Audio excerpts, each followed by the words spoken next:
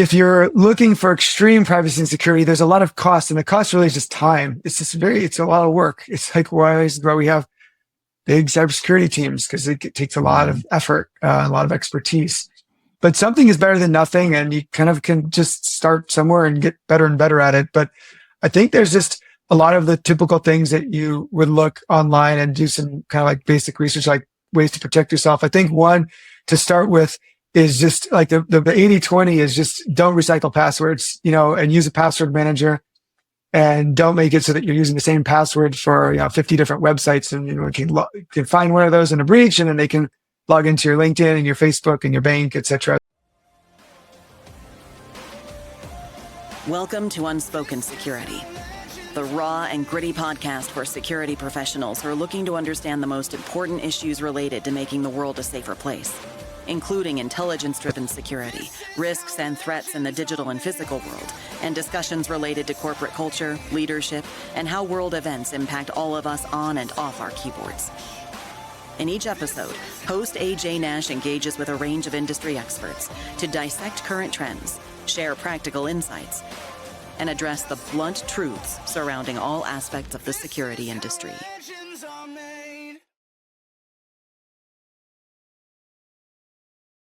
Hello, and welcome to another episode of Unspoken Security. I'm your host, AJ Nash. I've spent 19 years in the intelligence community, mostly at NSA. I've been building and maturing intelligence programs in the private sector for about 8 years. I'm passionate about intelligence, security, public speaking, mentoring, and teaching. I also have a master's degree in organizational leadership from Gonzaga University. Go Zags! And I continue to be deeply committed to servant leadership. This podcast brings all of these elements together with some incredible guests to have authentic, unfiltered conversations on a wide range of challenging topics. This is not going to be the typical polished podcast. My dog makes occasional appearances. She's not around today, I don't think, but who knows how the day goes. People argue, we debate, we can even swear here. I'm certainly going to do my fair share, I'm sure. And that's all okay. Think of this podcast more like a conversation you'd overhear at a bar after a long day at one of the larger cybersecurity conferences that most of us go to. These are the conversations we usually have when nobody's listening. Now, today I'm joined by Lawrence Gentilello, founder and CEO of Optery. Optery is a company that automatically removes customer data from hundreds of data brokers posting and selling your information online. Lawrence presented Optery at TechCrunch Disrupt Startup Battlefield in 2022 and as a finalist at South by Southwest Pitch in 2023. Hundreds of thousands of people use Optery to prevent attacks and keep their personal information off the internet. Prior to founding Optery, Lawrence led Accenture's data management platforms practice in North America. And prior to that, he was product management and technical consulting leader at Oracle and BlueKai, who was acquired by Oracle. So this is Gary's background, or this is Lawrence's background. I'm off to a great start this morning. So this is Lawrence's background. This is what he knows best. And all of us are affected, in my opinion, by data brokers, whether we know it or not. That being said, Lawrence, anything you want to add to your profile that I missed? No, I think that's great. I think you captured it well. I think just maybe on a personal level, I live in the San Francisco Bay Area in the East Bay, for those that are familiar with it. And I'm really excited to talk today. Thanks for the generous intro. Yeah, absolutely. No, thanks for coming on. I mean, this is a really interesting topic. I think most people, frankly, maybe all people, but most people are affected by data brokers, whether they know it or not. If you're getting spam emails, if you're getting spam text messages, if you're getting almost anything sent to you that you don't want, there's a good chance there's a data broker involved at some point. Above and beyond that, there's obviously a lot of criminal activity that's tied to a lot of these things, right? So I think it's important to talk to make sure everybody understands who we're talking about when we say data brokers. Whether these are we talking about criminals, or are we talking about something that's legal? So, I think talking to you as an expert, Lawrence, I think the easiest question to open with that everybody should be on the same page is, what are data brokers? When we talk about them, what are we saying, and why do we care? Why should we care about these data brokers? Yeah, definitely a great question to kind of start off the conversation. Yeah, so the data broker industry is vast. Tens of billions of dollars change hands by the buying and selling of consumers' data by data brokers. And data brokers, as defined, are companies that buy and sell people's information that they don't have a direct relationship with. So, for example, a lot of online dating apps are data sellers. And they might sell the information that they have about the people that sign up for their free dating apps. And then data brokers buy that information and sell it. So the data broker is the one that buys the information for the dating apps, and they might sell it to an e-commerce company that might be looking to sell you new clothes because they know you're in the market for dating, and they want to sell you more stylish clothes. Or maybe for gym memberships, to say, okay, this person is actively dating, and so they might be interested in staying physically fit. And so the data broker would purchase the information from the dating app, and then it would sell it to typically marketers. But the data broker industry goes beyond just marketing, although that's probably like the core of what it is. Data brokers sell data to politicians for their political campaigns, for analytics, and all types of things. It was sort of like everything out of the sun.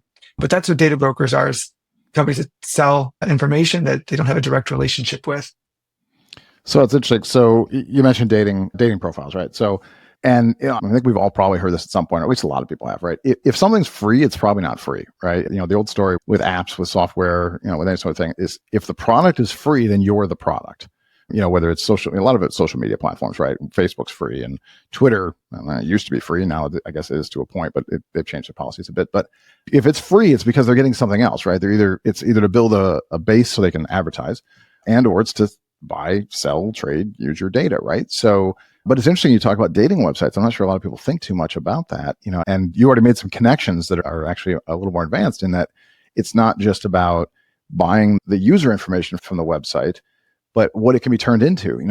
It's not just about spam on irrelevant things. But again, if somebody's dating, if they have a new profile, they probably want to look and feel better, right? They're going to work out. They're going to wear new clothes. They're going to, I don't know, buy a new car maybe, or perfume, or whatever it is that's going to make them more attractive, right? That's the idea. So, it's interesting. So, but if I'm hearing you correctly, what you're saying is all these companies, all these platforms that are building, environments for us to join, to be communities, they're not necessarily the ones that are the direct sellers. It sounds like the data brokers, if I'm hearing you correctly, they're getting the data from all of these different platforms, and then they're correlating that into one larger database, which it seems like could make all sorts of interesting connections then. So I've got a new job, I've got a new relationship, or I'm thinking of starting one, maybe I'm ending a relationship, or getting divorced, or I'm moving.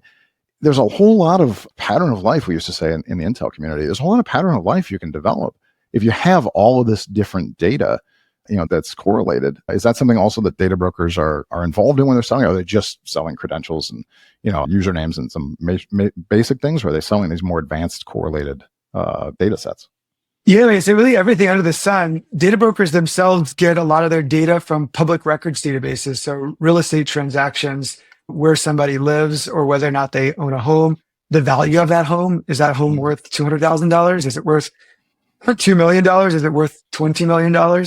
What zip code do you live in? Do you live in a zip code that is, maybe primarily families? Is it primarily retirees? Is it, young, urban professionals, et cetera?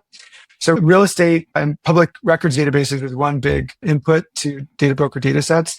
The other one is just what's available on the open web.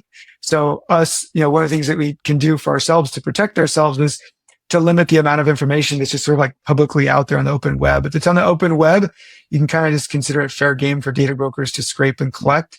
Most people leave their LinkedIn profiles, for example, just open. They have the where anybody without a LinkedIn profile can find out where you work, and maybe where you used to work, and what your title is.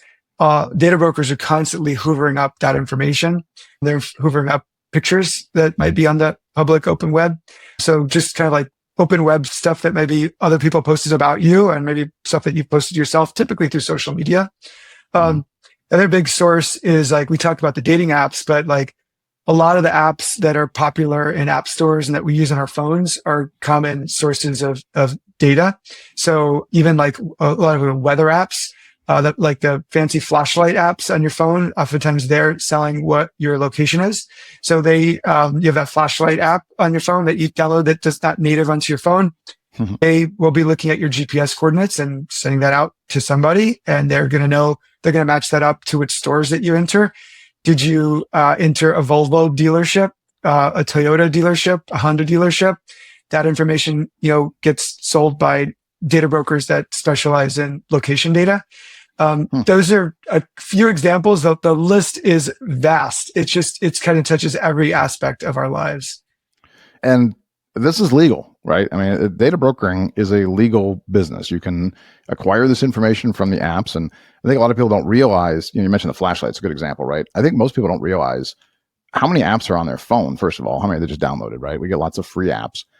And what the terms are that go with those apps, right? There's so many apps, you go back and look, and I've had previous conversations here and other places where I've said, you got to go back and check the permissions you've given when you've downloaded an app, because you'll find out there's an app like a flashlight. Okay, I want a flashlight app because I want to be able to see better, I guess. It doesn't need to have access to my pictures or my contact information or my geo positioning, right? It doesn't need access to these things. I just want it to turn on and show something in a different color, I guess. I don't know. I don't actually have one of these, but it's interesting. I think people don't realize when they download things, how much security, how much privacy they just give away. Like they don't read the terms. They just click things and get whatever it is they want.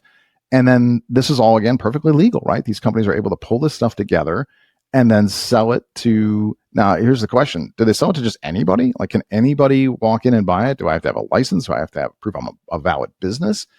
Can anybody get a hold of a data broker and just be like, hey, I want to buy, all the data on an individual or a group of individuals or geography? I mean, how does that work? Yeah, pretty much anybody can buy this data. And there's been some laws recently, I think, that are restricting the sale of information on people in the military and people in the government, because there was certainly some examples where, nation states are just sort of buying up lists of people and information on people that are in the military. I don't know if that's passed or not, but I think there was a law that was somewhat recently passed that restricted the sale of that information. But everything else, it's like pretty much just like open for business. There's a lot of different categories of data brokers. One of the ways that we categorize data brokers is people search sites. So people search sites are like, if you perform a search engine search for someone's name and address, you might be able to see, okay, there's a profile about them. It's got their home address. It's got their family members' names and maybe some like information about them. Some of the big names there is like Instant Checkmate, whitepages.com, Spokio, Spy Dialer, stuff like that. Those companies, you just can go and buy background kind of reports on anybody. There's no restriction. You have a credit card, you have a PayPal account, they'll sell it to you. It doesn't matter where you live and who you are. So there's that. And then there's the big category is we refer to as B2B prospecting databases. So this would be like ZoomInfo, Apollo, RocketReach, Clearbit, Contact Out. And that data is typically used for cold outbound email campaigns and like text message and phone campaigns. So typically you have a lot of B2B SaaS vendors that buy, lists of cybersecurity decision makers, or maybe like, IT decision makers, or maybe HR professionals. And then they'll queue up, a list of 400,000 people and batch and blast them into email sequences. Again, there's no restrictions on who can buy that information. A lot of those companies have free tiers where you can get like your first 100 contacts for free. Really just anybody can get them, and you can just create an account and just sort of use the free tier, and really just anybody in the world can do that. Again, I do believe there's now being some restrictions put in place for military and public officials, but probably pretty easy to skirt those things if you wanted to. Yeah, I mean, I'm familiar with some of the websites you mentioned. Listen, there's valid reasons for these websites too. People use them. Skip tracers certainly use them. Some people who are bill collectors, people who are tracking down, legal bounty hunters. Skip tracing. It's a valid set of databases that's needed, right? I do a lot of OSINT work. A lot of Intel folks do, and so I admit I've got accounts at a couple of these websites you mentioned. So I'm familiar with it, and they're very useful. They're also, frankly, in the private world, kind of useful. If your friend is dating some new person, it's nice to be able to do a little background information and check on them and see, if they have a criminal record, or if they are who they say they are, if they live where they say they live, if they're married, those kind of things. So there's valid uses for these, but it does open up for a lot of abuse. And I think it's a thing people need to understand is just how readily available this data is, and that it's legal. And a lot of it is because we're the ones as consumers who are making this happen, right? We're giving our information away. As you said, LinkedIn profile open to everybody, which mine is too, and sort of has to be. It's the whole point of networking, is you have to be open to people. If you're only networking with people you already know, it's very hard to create a larger network. But then you got to be careful on what you're posting, and all their social media, whether it's Facebook or Twitter, or take your pick, and certainly the dating sites. So I think it's interesting that this is such a vast industry that has spawned another industry, right? I mean, industry where you exist, where Optery is, right? So there's so much of this going on that now we have a whole nother industry that's combating the problem that grew out of this, this ability to collect all this information and sell it and make money off of it and possibly put people at risk. So With that in mind, you've been doing this for a while now. What do you see as growing trends or the threats in this space? Now, we know this is legal. We know that people can pull this stuff together. And as you said, there's some laws in place maybe to try to protect a segment, at least, of society, government officials, military, whether that's effective or not, hard to say. But what do you see as growing trends and threats, in this space when it comes to personal information being collected and consolidated and sold and used? Yeah, definitely. And even just to respond quickly to something that you mentioned is that by and large, this is legal, and the data that data brokers sell provide a tremendous amount of liquidity into our economy and our society. So some data brokers are the credit bureaus like TransUnion, Equifax, and Experian. They buy and sell data that we don't give to them directly, but they help you where if you go in to buy a car and you need a loan, and they'll be able to provide a credit score. If you need to take a credit card, you need to purchase a home. So there's a lot of liquidity that these data brokers provide. Also, you mentioned, real estate, landlords often will use them to say, hey, is this person, can I learn about this person before I rent a home to them? So there's definitely a lot of value that they provide into the system. And I think that's one of the reasons that it's been really challenging to get federal privacy laws passed. And even like the laws that we have at the state level are often a little bit watered down because I think politicians are a little bit worried and scared that it will seize up, pieces of the economy if that those data sets just go away. But to your question around the trends, I think one of the big things, and actually, so when I started Optery with my co-founders in 2020, that was when California had the California Consumer Privacy Act, which was the first U.S. consumer privacy law that went into effect. Now we have, I think, like around 10 that are in effect. Texas has a law. Oregon has a law, Connecticut, Colorado, Utah, and a few others, which is really exciting for us and just like for me personally. But at the time, that was really groundbreaking and, really revolutionary that California passed the law. And one of the biggest trends I think today is kind of like the haves and the have-nots in the world of privacy rights. There's become a divide in this country of who has rights to privacy and who does not. So if you live in one of the approximately 10 states that has a privacy law, you actually do have tangible rights to tell a company, delete my data, do not sell my data. But if you do not live in a state that has a privacy law, you literally have no rights. And so when we submit opt-out and data deletion and data removal requests for our customers, the effectiveness of our requests is much higher when our customers live in those states that have privacy laws. And it's a little bit lower for our customers that live in states without privacy laws. So there's definitely a divide that is happening. And as the pressure has been put more firmly on data brokers, they're now kind of treating people differently based on what state they live in. And so you have all these different divides in societies. And this is a divide that is really happening here in the United States, is if there's a privacy law that you have are backed by or not. That's one. I'll just pause there, but that's one thing. Well, I mean, I think it's interesting. It's one of the challenges we have in the country about a lot of laws, right? Is the difference between federal law and state protections, right? So I know it's a big in the news right now over a whole lot of other issues as to, one states have different laws than other states. And we'll save that for a different conversation. I don't want to derail. But I do think it's interesting that as consumers, that means we have to know the laws in our own states. There's a lot of personal responsibility that gets put on this. It sounds like you need to know what companies can and can't do with your data. I mean, assuming you want to protect yourself, I guess, and put in the effort is understanding what companies can and can't do with our data. And it is different by state. And listen, I'm gonna be honest. I live in Minnesota. I have no idea right now. Having this conversation today, I have no idea what laws we have on the books. I'll probably be reading up on this now afterwards. I know earlier this year, and I imagine you know about this. I don't mean to put you on the spot. We didn't talk about it in a preparation, but I know there had been a Protecting America's Data from Foreign Adversaries Act, right? That was signed into law earlier this year, right? President Biden signed something in April, it sounds like, that was supposed to take effect in June. How does that work in all this? Assuming you're very familiar with the law, and if you're not, I apologize, and I'll probably just cut this out at that point so nobody knows. But is this a law that protects us better since it is at the federal level, or is there a lot more work still beyond that? I don't know the details, but I think that's the law that I was referring to that protects people in the military. So I think that is like intended for, foreign adversaries from easily just purchasing information on our military personnel. I think that's what it is. I'm not 100% positive. Okay. Listen, I'm cheating. For anybody who's not watching. If you're watching, you're probably seeing it. If you're listening, you're not. I'm cheating. I'm actually Googling this. This is something I've said I would do in the show, and I rarely do it. But this is such an interesting topic that I wanted to Google this one. So I'm actually going to read a bit of it. It's PADFA, the Protecting Americans. What did it say now? I've already lost track. Protecting Americans' Data from Foreign Adversaries Act of 2024, the PADFA Act, for anybody who wants to know. So according to this, actually, this is a little more protection theoretically. The act establishes new restrictions as unfair or deceptive acts regulated by the FTC on transfers of certain personally identifiable sensitive data to foreign adversary countries. Apparently, it seems to protect all Americans. In this case, it says PADFA prohibits data brokers to sell, license, rent, trade, transfer, release, disclose, provide access to, or otherwise make available PII, personally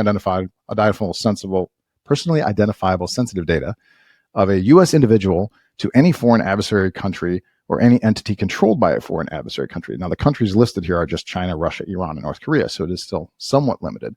So this sounds like good news in that at least the government is looking. It's a segment, right? It's a very small piece. This was signed in June that says these data brokers can't sell any Americans' information to these four nations. Now, I assume there's third-party cutouts, and there's a whole lot of ways still to get around this.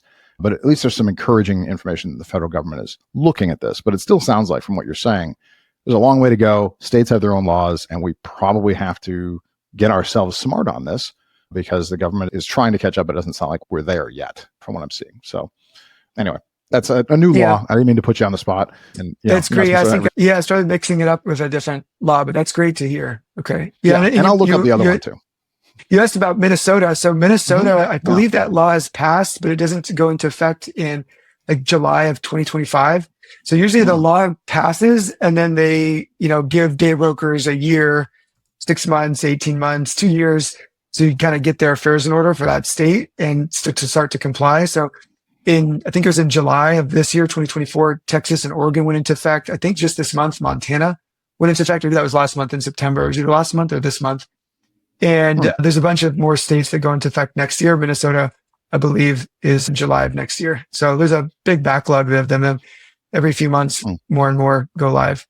Is there, as we're going down this rabbit hole a little bit, do you know offhand, and again, if you don't, it sounds like we have to do our own research as consumers. So I'm just curious, like, is there a database that's helping right now? Say, hey, here's the laws by state, or are you having to piecemeal this stuff together? I mean, maybe you guys wrote a blog on it. I don't know, it's your business, but is there a place where I could go and say, okay, let me look up the laws for my state, or do I actually have to go Google each state, and find it out for myself?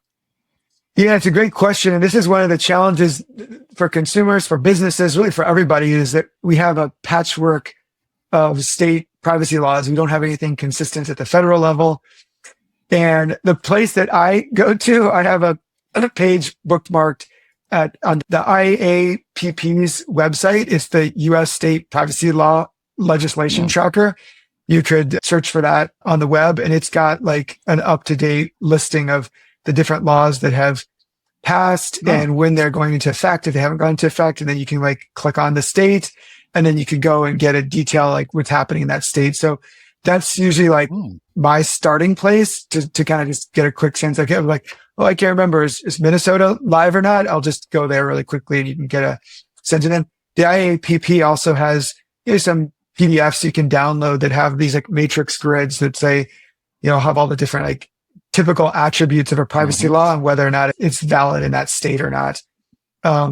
So that's my go-to, but any web search, you'd probably be able to find some trackers, privacy law legislation trackers. This is actually really good. So again, I'm taking more advantage of Google today than usual. I've looked this up while you were talking, the IAPP, and I will, so in our show notes for this show, I'll provide that link to folks who've listened or watched. So you don't have to go look for it. It's iapp.org with a whole bunch of words after it. Don't worry. But I will actually drop this link in. I think this is really interesting because it does have this chart. And I'm looking through, and like Minnesota's is HF 4757, I guess, is the law going into effect here, July 2025, for instance. So really interesting stuff. I'll add this link into our show notes for this episode so people can have that, because it is difficult. Listen, it's hard to keep track of these laws, and it's important that we know how to protect ourselves. So thanks. That was a little detour we didn't plan for in advance. So I put Lawrence on the spot, but as any expert would. He did a great job, obviously, and thanks for helping us with that. So finishing up where we were, because I sort of derailed a little bit to talk about the laws, but the trends that we're seeing, right, with these attackers and these groups, is there anything more you wanted to add to that as far as, things that we're seeing that are most dangerous, things, generative AI getting involved in some of this stuff and some of the other things that we should be knowing about, even if we can't do anything about it necessarily, but things we need to be aware of how this data is being used and what you're seeing as trends, or even what you're seeing as potential things that you're looking for on the horizon that maybe haven't happened quite yet. Yeah, definitely. I mean, in today's day and age, there's always like, what's the AI angle, right? Like, what's the AI angle here? And certainly like there's an AI angle here. And that's a big trend. One is the use of AI by data brokers. So data brokers are almost by definition, typically pretty innovative in terms of they're handling data sets with hundreds of millions of people. And then, each of those individuals, they might have dozens or hundreds or even thousands of attributes about those people, maybe past purchases that they've made, past places that they've lived, people they're associated with. I mean, this just goes on forever. So data brokers as a kind of a category are typically pretty skilled with big data and like large data sets and manipulating and drawing the kind of insights and inferences from data. And so it would only stand to reason that they would begin to leverage the latest technologies in AI. And so definitely one of the things that we're seeing right now is kind of like a new class of data brokers that's emerging. That's kind of like AI native in a way, where they're not just using older kind of just standard database technologies, but they're using AI to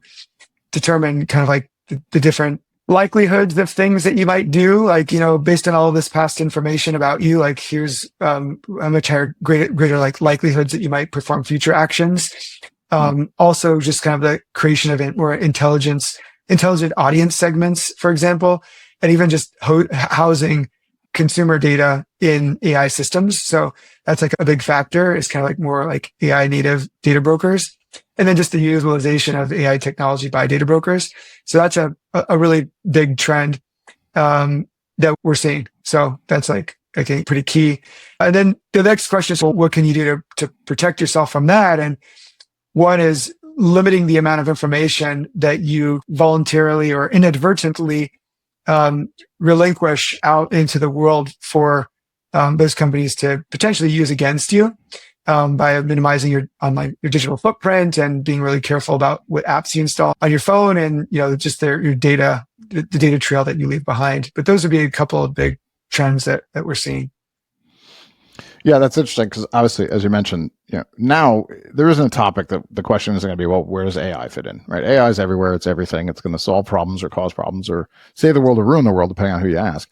And so it all fits in there. But, one of the things I'm looking at a lot of times is misdis and malinformation, generative AI, creating false personas, false impressions, false messaging all the way across the board, to things like extortion campaigns and things of that nature, right? So it would seem to me the more information you have on somebody, the better profile you can build on them, the more convincing scams you're going to be able to pull, right? Whether it's something as simple as, again, having the right phishing email or smishing text message that hits somebody at the right time at the right place because they're selling a home or because they're in a new relationship or because they're in a specific town or whatever it might be. But also the more nefarious pieces of being able to use information combined with generative AI for some of the scams, like phone calls that impersonate a child in danger or the boss demanding money or any of these things. Is it reasonable to think that the data brokers, unintentionally, it's not their responsibility, but is it reasonable to think that by selling data to anybody, essentially, that they are probably helping criminals to build better campaigns for these kind of scams? Yeah, definitely. I think that's another big trend of what you just identified is just the increasing sophistication of attackers. So attackers and attacks are becoming more data driven. So they're utilizing data about individuals to more kind of personalized and customize and craft attacks to make them more effective. And so also, I guess the other piece of AI is attackers are using generative AI to impersonate voices, as you mentioned, even like physical attributes and video avatars, and then leveraging data that you might kind of have put out there to inform the things that your avatar or your fake voice is saying. So the sophistication of attackers and leveraging of data is absolutely a huge trend. I constantly remind my mother, who's not quite as tech savvy, to be on the lookout for anything. And I've played around with cloning my voice, like with an AI, tool. And I've sent her like audio clips to show her of me like talking and basically saying, you might get a phone call from somebody that sounds a lot like me, asking you to wire you money, or asking you to wire me money because I'm in some kind of a dangerous situation. Don't do that, right away. So those types of risks, and attackers might start to assemble information like, well, what are your parents' names? What are your kids' names? What are images of them? Can we get them on audio? We can clone their voice. And then not only that, but just increasing the scale of the attack. So if it's more kind of manual and kludgy, you can do one of these a day. But with AI and technology, you might be able to do hundreds or thousands of these a day. So it's, our data can be used for us, but it can also be used against us. Yeah, it's interesting you talk about the discussion with your mother. I just recently had a similar conversation with the family because we're seeing this, right? And so I've had this chat about if any of us in the family receive a call from anybody else, in the family, I'm in trouble, I'm in need, et cetera, to be wary of that. I spoke recently at a conference here in Minneapolis. And the guest speakers, friends of mine, actually asked permission because they were going to do a demonstration on generative AI and some of these things as it applies to physical red teaming. And they asked permission to use me. And I said, sure, go ahead. Anyway, there's audio and video out there. Feel free. And they put something together, and then I sat in the back row while they gave their presentation. And they had what appeared to be a live phone conversation with me. And they were asking questions the AI was answering in my voice, and had a full conversation going with an AI that was suggesting they were in danger, in trouble, they needed help, et cetera. And I'm in the back row sitting there, and I had to, of course, let people know this was not staged. This was not done in advance. I did not record this. And to be honest, they didn't put that much effort into it. It wasn't great. It was really sound, I think. But they said that we didn't put much effort into it. So I recently had this conversation with my own family and said, hey, listen, we've got to be aware of this. It's hard because people are going to do this in stressful situations. We've just had a car accident. We're in jail, things where you just don't want to question people. You just want to help them. And in our case, frankly, we've got a family password, basically. Something that isn't posted anywhere. It's random. And it was like, no matter how horrible the situation is, if the person can't remember the password, we've got to question it. Now, I don't know if that's really going to hold up under duress, if I'm being honest. If somebody, claims some horrible medical issue and they can't think straight and they just need something, I'm not sure if any one of us will honestly hold ourselves accountable to the password. But it's the only thing I can come up with, on short notice to say, hey, we've got to have something, because these things are coming, and they're not coming for just the rich and the famous and the most important people. They're going to come for all of us, right? So I think it's interesting that you mention it as having talked to your mother about some of the same things, because the less tech savvy certainly are going to be less aware of this threat, at least. And I don't know that there's much we can do, but I'm going to ask, I guess the next question really was to talk about, like, all right, we've talked about the risk, we've talked about the threat, we talked about the fact this is legal, mostly when there's some new laws coming out. How do people protect themselves against this? Like individuals. I mean, we'll talk about the company. Optery, I actually am really interested. I rarely, and people know who watch or listen to the show, I rarely talk too much about the company the employees or the guest works with. But this is an interesting enough topic. I actually am going to ask a bit about Optery specifically. But before we get into that, like individuals, you and I, not in tech, our family, our friends, like what do we do to lower the risk here, lower the threat, to protect ourselves, to help people protect themselves from, having their information out everywhere? Yeah, definitely. And everybody has their own kind of like threat model and risk profile in terms of what they're comfortable with, and maybe just the costs involved with maintaining their privacy and security. If you're looking for extreme privacy and security, there's a lot of cost, and the cost really is just time. It's a lot of work. It's like why we have big cybersecurity teams, because it takes a lot of effort, a lot of expertise. But something is better than nothing, and you kind of can just start somewhere and get better and better at it. But I think there's just a lot of the typical things that you would look online and do some kind of like basic research, like ways to protect yourself. I think one to start with is just like the 80-20 is just don't recycle passwords, and use a password manager, and don't make it so that you're using the same password for 50 different websites, and you can find one of those in a breach, and then they can log into your LinkedIn and your Facebook and your bank, etc. So don't recycle passwords. That's just, it's funny. It's oftentimes very easy for people to forget that, or just there's sort of like almost like a layer of sophistication where there's so many people that don't do that. And if they can just do that, they can kind of jump over into a different realm of security. So that's obviously like a must. The other one is just MFA and kind of 2FA everywhere, especially with sensitive accounts, anything like banking or financial related. So that's another big thing. Two is just three, restricting the information that you're putting out there. Being really cautious about keeping social media profiles closed and, being really cautious about information that you just allow out there on the web, because that is being scraped and crawled and hoovered up by data brokers and, nation states, etc. So being really cautious about what you allow out there is big. The other one that's kind of not intuitive is being really careful about the apps that you install on your phone. There's some percentage of them that are, have been compromised or that are just have bad policies to them. So the policy I use is the minimum number of apps that possible, like absolute minimum. Don't just hurt, some new app you hear about. Are you really confident in that app before you install it? So that's pretty key to just kind of restricting the amount of information of yours that gets out there.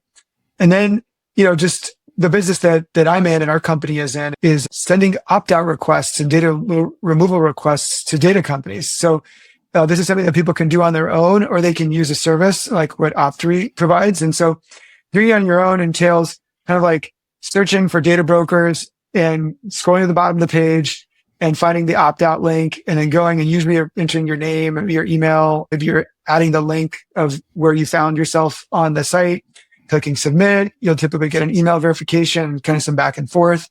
And there's services out there like ours, Optery, which automates that for you. So we have we refer to as an automated bot that automatically goes out and submits the opt-out requests and handles all of that.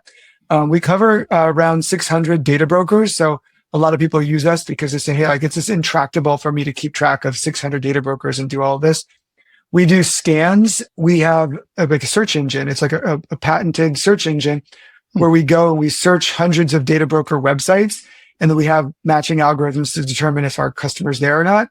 And if our customer is there, we take a screenshot of that. And then we actually send that to the customer. We typically find 100 exposed profiles just out on the web listing home address, phone number, family members' names. And we do that monthly. So we have these monthly scanning and removals. So every month we go out, we do these crawl scrape scans for our attack surface management, attack surface intelligence. And then we have a bot that submits the opt-out requests on an ongoing basis. And so the reports that we provide to customers show initially, 120 exposures. And then over time that whittles down to like near zero. The platforms are not perfect. It's a constant game of whack-a-mole and cat and mouse with the data brokers, but they absolutely dramatically reduce the digital footprint of information that's out there by data brokers. And then the last thing I'll just say about Optery and just the space is that these companies are not necessarily interchangeable. So Consumer Reports recently did a study of maybe 7 or 8 companies in our space, and Optery was the number one most effective after the end of the 4-month study. We've won the PC Mag Editor's Choice Award the last 3 years in a row as the most outstanding product in the market. And some of the products, if you look at the Consumer Reports study, do almost nothing, and others do quite a lot. And so anybody that's looking at this stuff, I wouldn't think that the products out there are just sort of like interchangeable. They have dramatically different efficacies. Interesting. And so a couple of things I want to dig in on. I mean, first of all, you said there were 600 some odd data brokers out there. We just, we named off a few as we started talking, right? A handful, 5, 6, 8, 10, something like that. 600 data brokers out there. I mean, it's a number that's just, it blows my mind. Are these all America-based companies? Are these just worldwide companies? I'm just stunned there's that many, I guess. How is there a big enough market for 600 companies? That's amazing. Yeah, it's actually, that's only what we cover. There's actually more. So one of the barometers of what's out there is California has something called the California Privacy Protection Agency. Mm-hmm. And they have a list, and it's a data broker registry. And by law, data brokers are required to disclose themselves. And you can, probably a great thing for show notes is that you can, Google it in California. I'm pulling it up registry. Right now. I've got it right now as we're talking. I'm pulling it up. That'll go in the show notes too. Yeah, I don't know the exact number there off the top of my head right now, but last I checked, it was around 500. And so that's 500 data brokers that have gone and disclosed themselves and said, hey, I'm a data broker. I'm buying and selling information on California consumers. So that's sort of like one barometer for the number of data brokers that are out there. That said, a lot of data brokers don't disclose themselves. They're required to, but for the CPPA that has limited resources, like they aren't necessarily taking all of those to task. Mhm. We cover around 600, but there's probably closer to like 1,000. And I've certainly seen some lists out there that like have this big long tail where there's even like maybe a couple thousand. Some of them are really small, kind of like operations. Others, it kind of depends on how you define it. Some people might classify that dating site that's selling your information as a data broker, but others might not because they have a direct relationship with you. Mm. And so in any case, we're constantly increasing the number that we cover. This is like one of the things that we do. We have a team of people. It's like we call it our testing team, and they're constantly testing new data brokers, scouring the web for data brokers. A lot of our customers submit them. So we have something called custom removals, which basically says if you're a customer and you find a data broker that we don't cover, you can submit that to us. We'll make a best effort to remove you from there. And that's how we kind of like do the testing to productize new data brokers. So we start getting the same data broker requested by a few people. We say, okay, well, let's get that productized and cover it standard. We probably would feel really good once we hit like 1,000. I was like, we're really comprehensive, but even at 600, that's quite a lot. Yeah, it's amazing. I just pulled that database from California, by the way. 550 as of today is what their database is showing. You can download a CSV file, a spreadsheet. So yeah, that's a link I'll also provide in show notes. That's really interesting. I think listen, we have a lot of interesting discussions around here about different topics, but this is one that seems to require the most self-service from consumers, frankly. So I think it's going to require more links than I normally don't provide a lot of this stuff, frankly, in show notes because I'm sort of lazy. But in this case, I think we need it. I think there's a lot here and that people are going to have to prepare themselves. So a couple of things you'd mentioned that I wanted to dig in on. MFA and 2FA, for those who don't know, multi-factor authentication, two-factor authentication. Everybody should be using that almost everywhere, whether it's a text message, whether it's a two-factor authentication app, an email. Text and emails are less secure for those who are aware, I'm sure you know, but it's better than nothing. And for some people, that's all people have now. But you also mentioned password managers. And this year, I've been getting a lot of flack. A lot of people saying, well, password managers have been hacked. They're not safe either. Listen, I use a password manager. I still do. It's actually one of the more popular ones that also showed up in the news as having been attacked. They're pretty good tools overall, especially if you want to have very complicated passwords. And one thing we've all been told, randomize your passwords. Don't use the same one over and over again, which is really valuable. By the way, somebody who spent a lot of time, watching cyber criminals operate. It's amazing how often somebody has one password for everything. And all they have to do is compromise whatever the weakest system your password is in, if your gym membership or, the local Starbucks or whatever it is, right? And now they've got access to your bank account, to your mortgage, it's a terrible idea. So please, separate your passwords and make them complicated. But unlike what we've been telling people for a long time, don't necessarily change them. If you have a really complicated secure password and no reason to believe it's been compromised, don't change it. Like it makes things a little bit easier for us. I have randomized terrible passwords. My family hates me if they want to share my Netflix account or whatever. Don't tell Netflix. They all hate me because I terrible passwords and I have been known to change them occasionally, but I don't change them as often as I used to. So a couple of things you mentioned.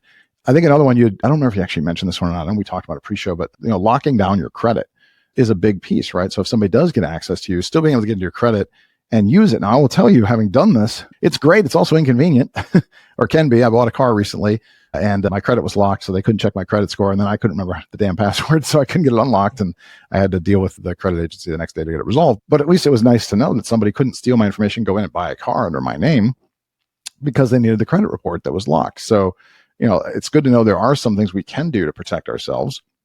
And then, of course, from the business standpoint, as you mentioned, Optery and some of the things you guys do, and that there are a lot of companies in this space, but it doesn't sound like they're all equal. So, worth doing the investigating on that to find out if this is a service that can be useful, whether it's for a business or whether it's for an individual. I know you guys have a bunch of different pricing. This is not a sales pitch, so we won't go down that path. Optery.com if you guys want to know more about these guys. I think Lawrence does really good work with this team, and it's hard to do this stuff yourself, so it might be worth, looking into that. So anyway, so with all that said, and I appreciate that, we're getting near the end of the show, so I kind of want to jump in. The last question I always ask people, the name of the show is Unspoken Security. So, with that in mind, I always ask the guest, tell me something you've never told anybody before, something that's been unspoken. Yeah. One thing that's sort of a bit unspoken in my life is I kind of have like two lives. I have my Optery life. I'm CEO of this company, and we have over 100 people, and we've got hundreds of thousands of people using the product, and it's quite an endeavor. It's fun and exciting. I love it.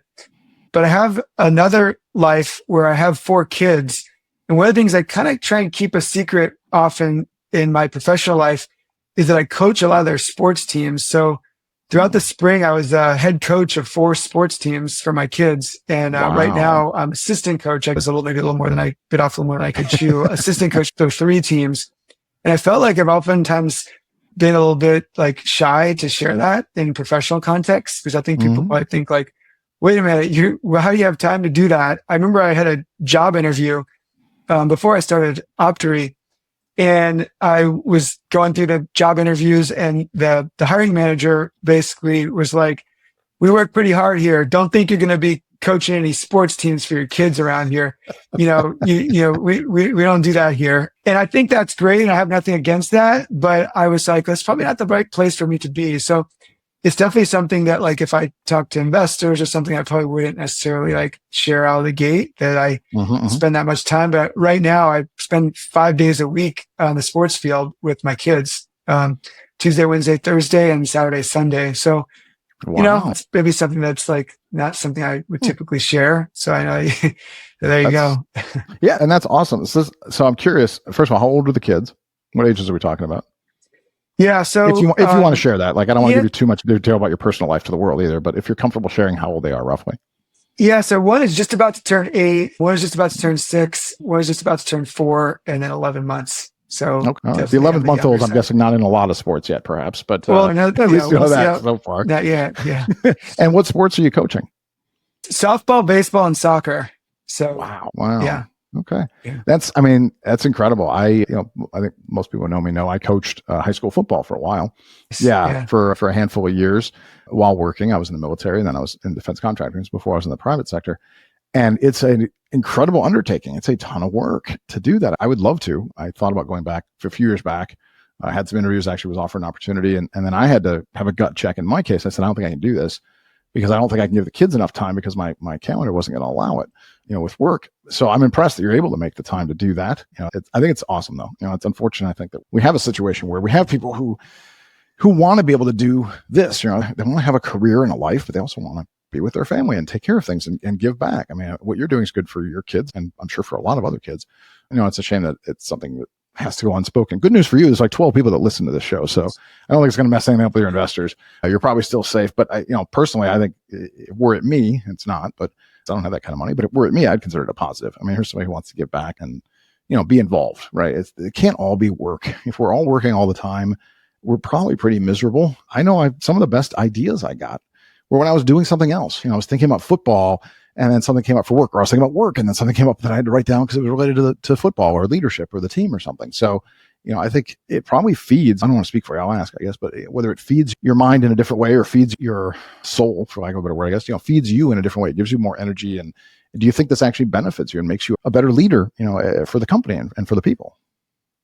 Yeah, I definitely do. So one, I think that's amazing that you were coaching in high school football.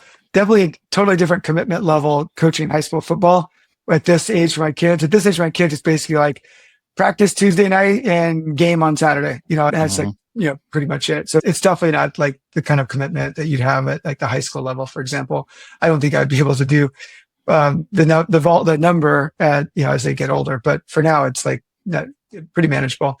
But absolutely, to your point, I think it's it definitely can have its benefits. I know that in the spring, when soccer and softball season ended and it was the summer, I felt like a little bit rudderless in a way, whereas before I had like every day it was like work, like soccer field or baseball field, and then it ended and it was like kind of summer break, and I was telling my wife, I'm like, I feel like I'm like lost a little bit of direction here. So when sports pick back up in the fall. But I definitely think there's something, at least for me, I grew up on a sports field. I just was playing sports my whole life.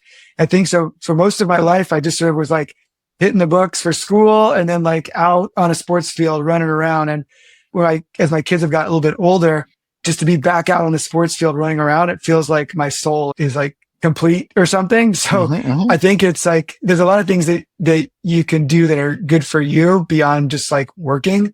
Meditation, exercise, spending time with family, watching a movie, reading a book, whatever it is. And for me, being out on a sports field, kind of running around is like, is like really enriching and I think gives me a lot of energy. So for me, it's been a big positive. And then on top of that, it's like, I always think when I'm doing it that I didn't really realize that when I do it now, I'm always like, oh yeah, like there were people out there that were like leaving work early or like waking up early on a Saturday morning to make sure that I had the experience to be out on the field, to like with the chalk rolled and like the, calling the plays. Like people made that possible for me. And so it's like really cool to be able to make that possible for other, the other kids. So that's like pretty rewarding. And then I definitely think there's a lot of leadership skills that you can gain from coaching kids. Like there's a lot of the similar things of like maybe dealing with a team at work or isn't dealing with the team on a field. Like a lot of similarities. So it's definitely a good thing, I think. Yeah, you definitely learn patience. Yeah, I did. yeah. Now I'll be honest. I coached high school. I wouldn't be necessarily the right person to coach smaller children. I think there's a right person in a right place at the right time, right? You have to have the right demeanor and the right temperament. I probably don't. I don't know that I'm gentle or patient enough, frankly, for smaller children. I would be the coach kids shouldn't have because they want to grow up happy and want to like the sport. And I'll probably ruin it. That's just not how I'm built, unfortunately. Even at high school, I could be a little intense, but I did learn patience, right? And like you said, teamwork and building, but also listening. You gotta, it's different, right? Kids aren't us. They speak differently, they communicate differently, and learning different communication styles and trying to find new ways to bridge gaps in communication. And, the art of persuasion takes on a whole new thought process when you're dealing with kids, especially kids that aren't your kids, because ultimately they don't have to listen to you necessarily. And so, for me, I found, it was pretty rewarding and giving back. I think it's a good point. You mentioned it. I played sports growing up and also didn't realize, as a kid, you don't know. As an adult, you realize just how hard it is for these adults who are going to have their full lives and their careers and their own families. And then they're going to take time away to go do this other thing that almost certainly isn't paid or is paid incredibly low. And they do it because they want to give back, right? So I think, you get I got a newfound respect, I think, for all the people that helped me along the way to become the super mediocre athlete that I did become as a result of all their hard work and efforts. I'm sure everybody's very proud of the time they put into making me so bad at almost everything on sports, but I appreciate it. So yeah, I think it's great, man. I think the fact you're spending that time with the family and with other kids, also, anything that gets us out of the house, I spend most of my time under artificial lights at this desk, gets you out in the sunshine and the weather. And I think it's awesome. I think it's unfortunate. I think it's less spoken, but I'm glad it's not unspoken anymore. I hope people see it as a positive because I do. I think it makes you a more well-rounded person and somebody I'd be more likely to want to do business with at least. So hopefully the 12 people that do hear this will say, well, Lawrence is great. Now I really want to check out Optery because he's also a good guy, so maybe that'll be beneficial. All right, listen, so we're wrapping up here. First of all, I want to thank you for taking the time to come on to talk about data brokers. I think it's a topic that doesn't get talked about enough. As I said at the opening, I think it's something that impacts pretty much everybody, frankly, whether we like it or not. Our data's out there. So understanding that it's legal, understanding the processes, understanding the threats, the risks, what's coming next, and what we can do about it, whether it's ourselves or with companies like Optery. I really appreciate you taking the time to come and talk about it. Before I do wrap up, is there anything you want to add? Any last thoughts? Anything we missed? Anything I skipped? Because sometimes I run fast and I miss questions we were supposed to talk about. Is there anything you want to add as any last thoughts before we wrap up? No, I think this is, I don't have anything to add, just to thank you for helping kind of bring awareness to just not only this topic, but the host of topics that you cover. And I know it also, like coaching, it takes time. It's and ultimately I think you're helping people. I've listened to, several episodes and I always learn something. So, where, not coaching high school baseball, but you're kind of like helping disseminate information that's helpful to people. And I appreciate the opportunity and appreciate what you do. So I'm really excited for the opportunity and, thank you for the time together. Yeah. Well, thanks. I appreciate it. I'm going to say now I have 13 people that listen because I know you do. So, so it's growing up one at a time. It's fantastic. Hopefully more will join the force. All right. So with that, listen, I am going to wrap it up. Thank you again for being on, Lawrence, for talking about data brokers and Optery. Thanks everybody for listening and watching, however it is you consume this today. I appreciate it. If you like the show, please do, like it and recommend it and bookmark it and subscribe and all those things. If you don't like the show, please don't tell anybody that, but feel free to tell me and I'll see if I can make it better. But again, until the next time, thank you very much for listening and watching. This has been another episode of Unspoken Security.